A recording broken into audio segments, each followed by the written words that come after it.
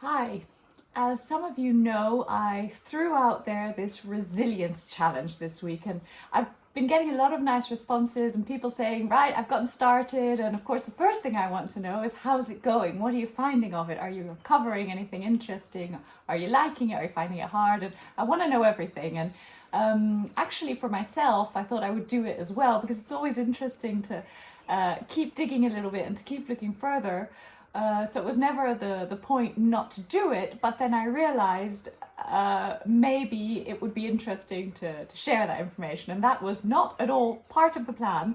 But in the interest of authenticity, of solidarity, of vulnerability, clearly, I thought I would share my experience with you as I'm going through the challenge as well, because of course I've written it with a certain idea in my head, and maybe you'll be receiving some of these challenges and thinking they're vague, or you don't really understand what you're supposed to do with it. So right, here I go for my first challenge, which is about self-saboteurs. For those of you that have done it, those of you that haven't yet, you will be able to sign up following the link below if you wish to, and I really encourage it. It's a lot of fun. Or not. Some people may not like me much anymore. Right, so self-saboteurs, and the point here is to make friends with your self-saboteurs. Give it an identity, give it a personality. What does he or she look like, or it, who knows, and give it a name. So I'm going to start with the name that I found. Now, absolutely no offense to anybody who has this name, nothing wrong with the name. For me, it just sort of, I struggled with it for a very, very long time, finding the name. And then one morning I sort of woke up with this name in my mind, and that was just it. I thought for a long time, will my self-saboteur be a man or a woman? And a man just didn't feel right, because it's sort of man-hating, and why would it be? So that just didn't feel right for me.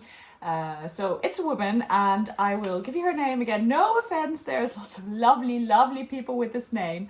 But my self-saboteur is called SHeiLa. Now, I will tell you all about SHeiLa, just so that you understand also the idea behind this very childish and colourful and annoying lettering that I've done. So SHeiLa has sort of like a perfectionist streak about her, which is annoying, because she's a bit prone to this loop whereby you seek for perfection, you don't find it, so then you procrastinate until you find the perfection you're looking for, which obviously never happens, and this leads on to paralysis. So the perfection, procrastination, paralysis loop, well-known loop, I found out afterwards. So she has this a bit about her, and she's quite arrogant and condescending, and in my mind she's this very skinny lady with a very disapproving look. And the other thing that she has, and that is seriously annoying and sometimes very complicated to deal with, is that she disapproves of feelings. Any of this fuzzy stuff, feelings in general, you know, the happy, the sad, it all has to be very stable and very controlled. Now, which is fine in itself, not such a big issue, except that what does she do? Because she's within me, she will take any feelings I'm going through, mostly the difficult ones, and she will sort of hide them from me. So much so that at some point, all of a sudden, I'm going around thinking everything fine, and then suddenly I'm not, because she can't keep hiding them anymore. The pile has just gotten too big.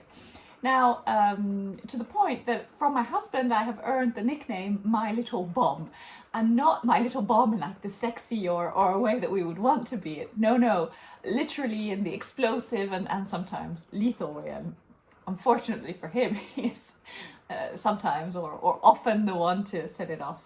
There are others, of course, as well. It's just that he happens to sometimes be the one that sets that off. So that's annoying, because all of a sudden there's all of these emotions coming out that I didn't know were in there, and I was blissfully unaware of. And next time I will be able to say, I'm sorry, darling, that was not me. That was SHeiLa. So there you go, a little bit about SHeiLa, my newfound friend, and why I've written her name in this way. Clearly it's because she would hate this. There's capitals, there's small ones, it's not a straight line, there's a little heart above the I, which is, of course, I think the worst of it all. So there you go. For those of you that are interested, that's my very spontaneous